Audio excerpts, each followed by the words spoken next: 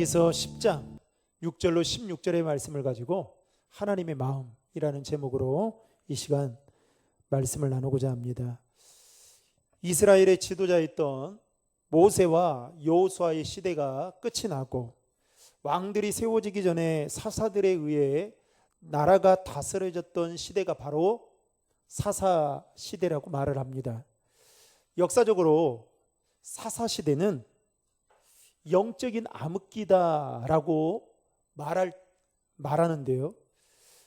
역사적으로 사사 시대는 BC 1400년부터 BC 1000년까지 무려 400년 동안 이스라엘 백성들은 영적으로 암흑기였습니다. 여러분, 그러니까 얼마나 이스라엘 백성들이 신앙적으로 하나님 앞에 제대로 서지 못했으면 400년 이상을, 여러분, 그야말로 400년 동안 희망이 보이지 않는 거예요.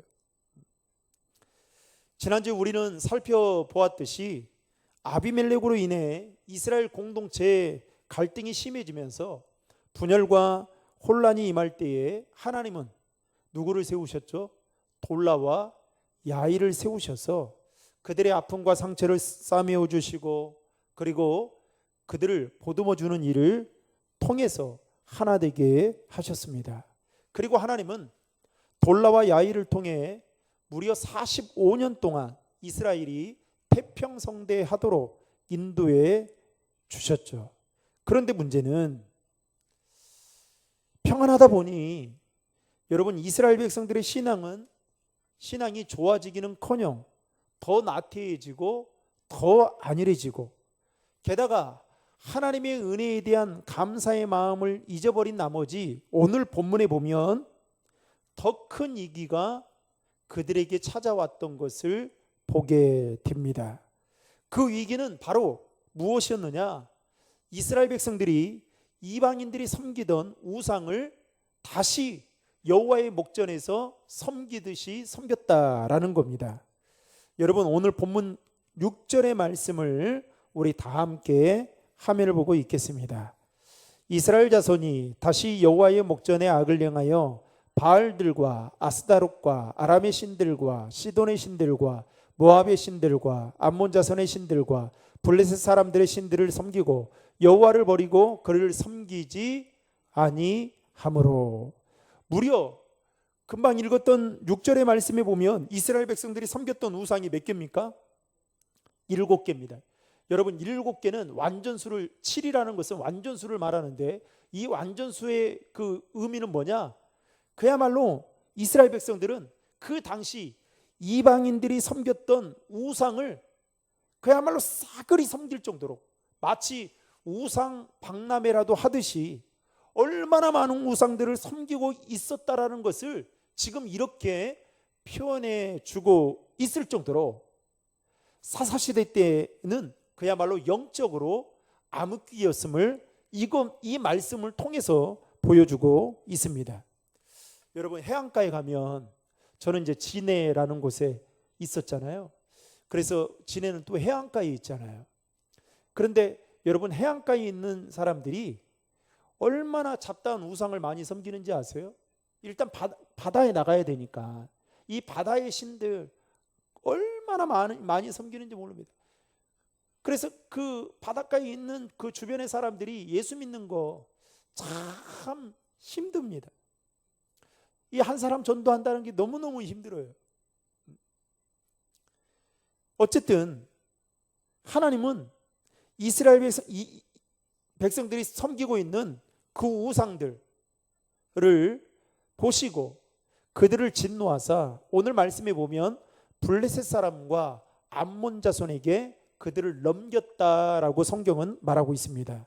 이로 인해서 이스라엘은 무려 18년 동안 그들에게 억압을 받으며 고통 속에 지내야만 했다라는 것이죠. 게다가 9절 말씀에 보면 암몬 자손은 요단을 건너서 유다와 베냐민과 그리고 에브라임 족속과 싸움으로 인해서 이스라엘의 공고가 어떻게 됐다고요? 심할 정도로 그들의 고통이 심했다라고 말하고 있습니다. 여러분, 9절의 말씀을 다 함께 읽겠습니다. 암몬 자손이 또 요단을 건너서 유다와 베냐민과 에브라임 족속과 싸움으로 이스라엘의 공고가 심하였더라. 하나님의 선민이었던 이스라엘이 왜 이렇게 심한 공고를 겪어야만 했던 것일까요? 그 이유는 바로 그들이 하나님을 버리고 이방의 신들을 섬겼기 때문이다 라고 성경은 분명하게 말하고 있습니다. 여러분, 여기에서 우리에게 주는 한 가지의 교훈은 그런 겁니다. 피조물인 인간은 창조주 되신 하나님을 버리고 다른 것을 섬기고 다른 것에서부터 행복을 찾으려고 시도하는 그 순간부터 우리의 삶에 뭐가 찾아온다? 공고함이 찾아온다라는 것을 여러분, 성경은 우리에게 가르쳐주고 있어요. 여호수아 24장 20절의 말씀을 여러분 화면을 보고 같이 읽겠습니다. 만일 너희가 여호와를 버리고 이방 신들을 섬기면 너희에게 복을 내리신 후에라도 돌이켜 너희에게 재앙을 내리시고 너희를 멸하시리라 하니.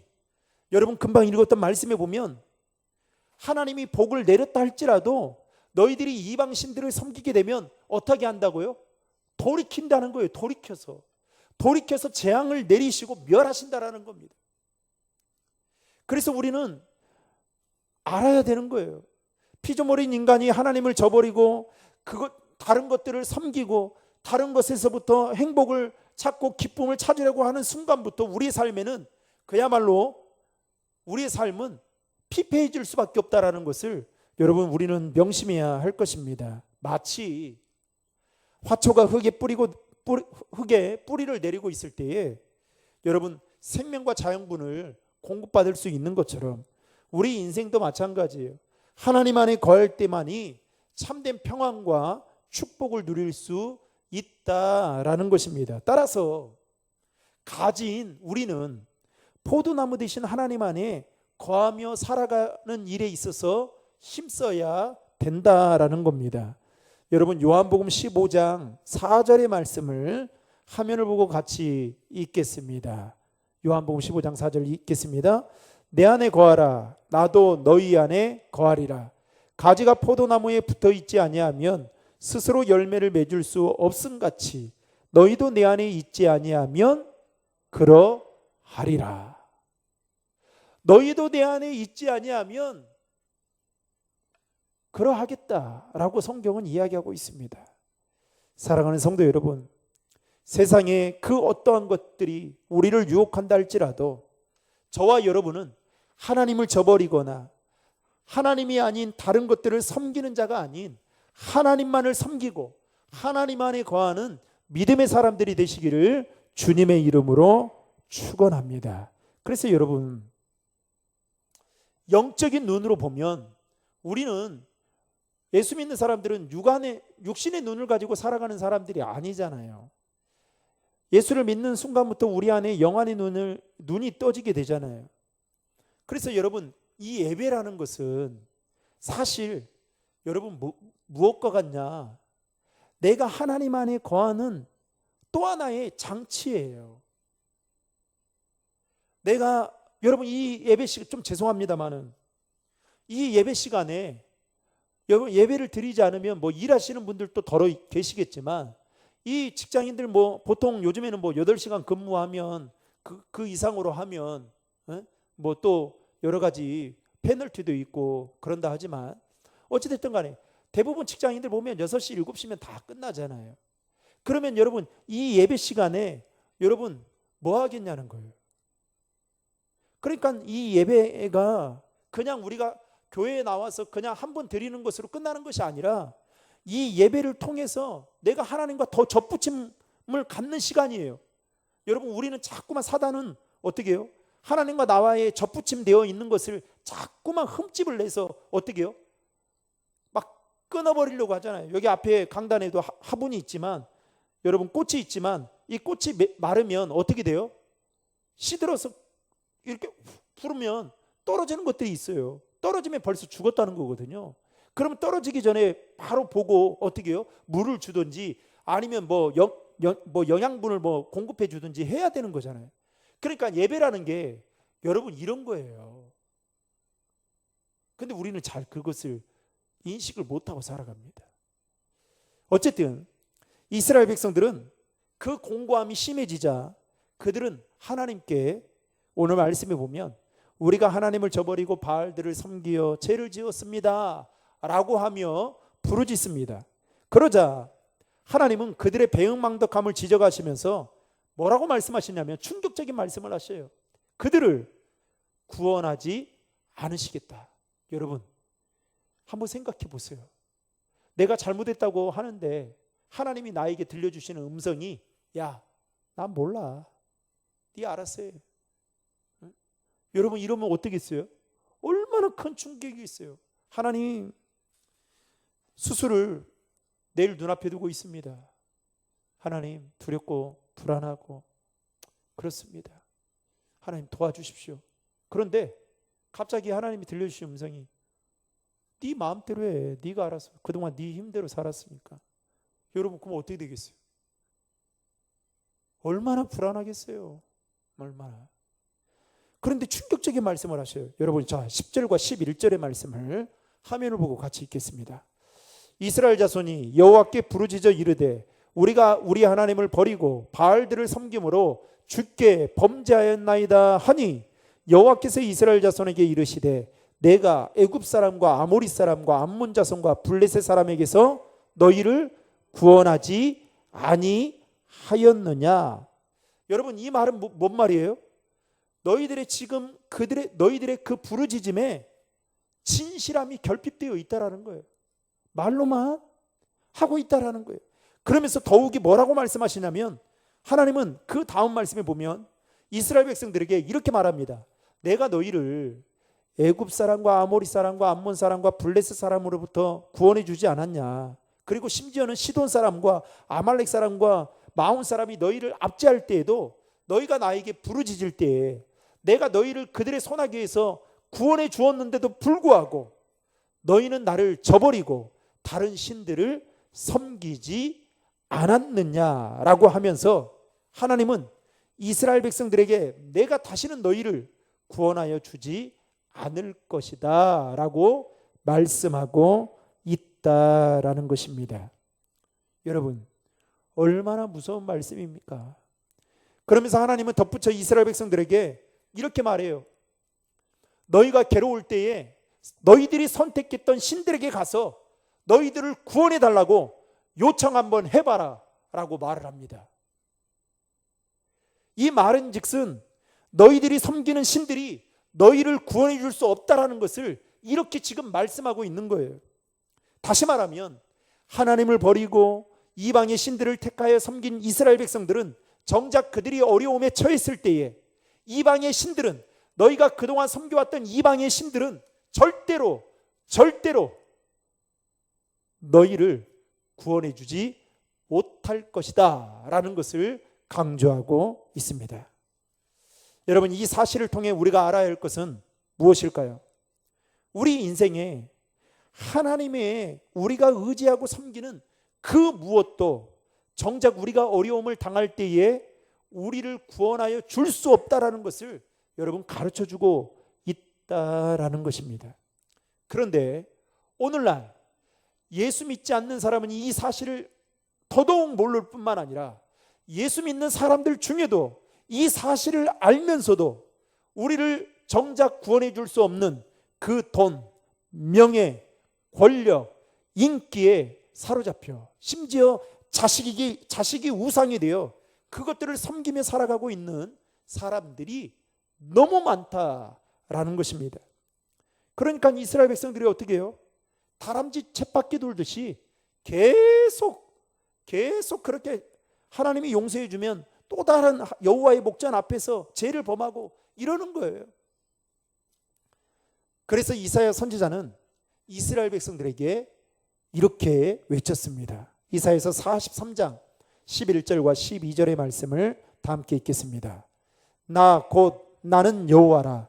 나 외에 구원자가 없느니라. 내가 알려주었으며 구원하였으며 보였고 너희 중에 다른 신이 없었나니 그러므로 너희는 나의 증인이요 나는 하나님이니라. 여호와의 말씀이니라. 아멘.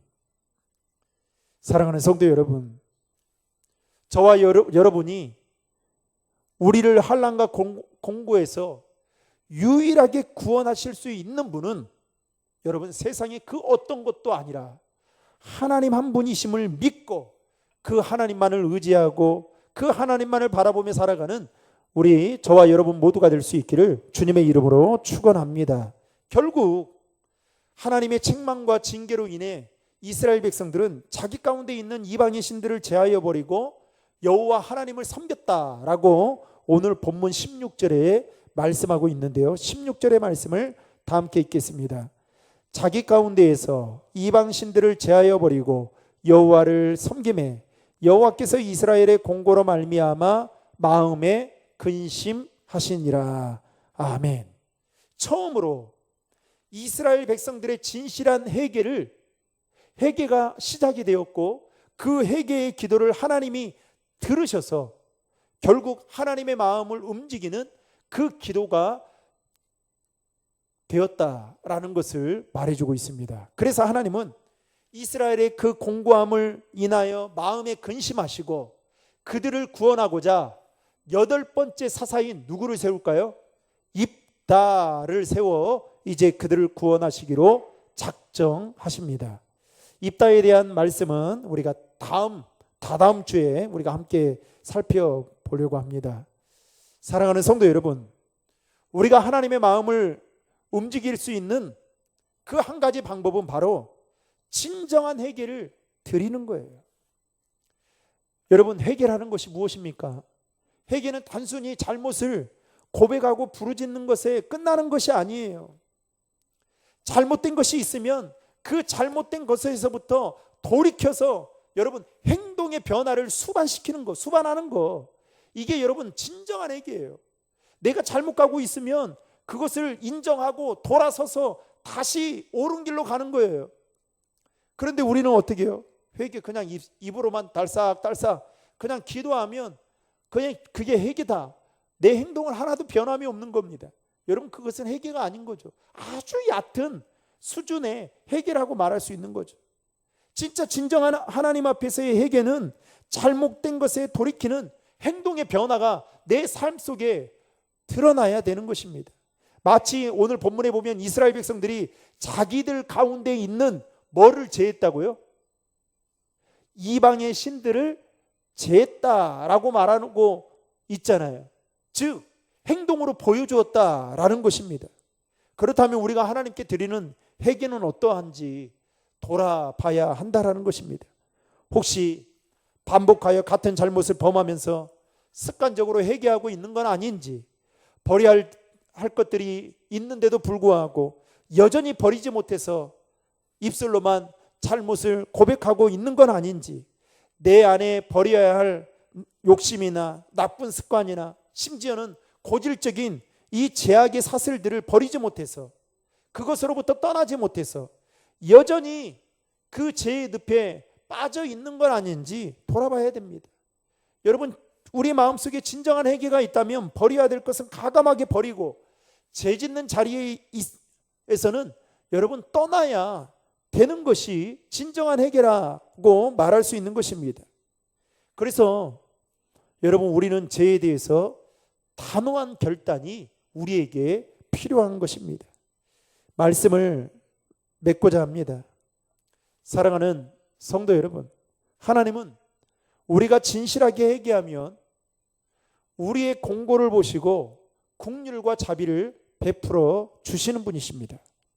그래서 그 하나님은 우리에게 이렇게 말씀하는 겁니다. 이사야서 55장 7절의 말씀을 다 함께 읽겠습니다. 악인은 그의 길을, 불의한 자는 그의 생각을 버리고 여호와께로 돌아오라. 그리하면 그가 긍휼히 여기시리라. 우리 하나님께로 돌아오라. 그가 너그럽게 용서하시리라. 아멘. 하나님은 우리가 진실하게 회개할 뿐만 아니라 하나님으로 향해 있던 우리의 시선과 우리의 마음이 다시금 하나님께로 돌아오길 원하신다라는 거예요. 돌아올 때 우리에게 긍휼을 베풀어 주시고 너그럽게 우리의 죄를 용서해 주시겠다라고 분명하게 말씀하고 있습니다. 비록 우리를 징계하실지라도 그것은 우리를 미워해서가 아니라 우리를 죄에서 돌이키기 위한 사랑의 마음에서 비롯되었다라는 것을 우리는 잊어서는 안 될 것입니다. 이스라엘 백성들은 거듭되는 하나님의 구원에도 불구하고 그 은혜를 망각하고 그리고 그 은혜를 잊어버린 나머지 하나님을 저버리는 공고한 삶을 그들은 스스로 자초했습니다. 따라서 우리도 이스라엘 백성들과 같은 전철을 밟지 않기 위해서는 여러분, 우리가 꼭 알아야 할 것은 우리를 향한 하나님의 구원하심과 은혜를 망각해서는 안 돼요. 내가 오늘 하루 살아가는 것이, 제가 이렇게 아파 보니까 여러분 진짜 건강하게 하루를 살 수 있다는 게 여러분 은혜다는 거 여러분 제가 뼈저리게 느낍니다. 여러분들이 이렇게 드시고 싶은 거 드시는 거 여러분 그거 그냥 당연하다고 생각하시죠? 여러분 그렇지 않아요. 아파봐요. 여러분 돈 100만 원짜리 음식이어도 여러분 입맛이 없어요. 입맛이 없어요. 제가 그렇더라고요. 한 2번, 3번 먹으니까 다 똑같아요, 음식이. 그거 먹고 싶어서 사달라고 그래서 몇 번 먹으면 괜찮은 줄 알았더니 여러분 다 똑같더라니까요. 아파 보니까. 그래서 하루하루 사는 게 이게 얼마나 은혜인지. 여러분 나 같은 사람이 여러분 자격 없는 내가 하나님의 은혜를 입었고 내 스스로 해결할 수 없는 이 죄의 문제를 여러분 하나님이 해결해 주신다는 거. 여러분 이게 얼마나 큰 은혜인지 몰라요.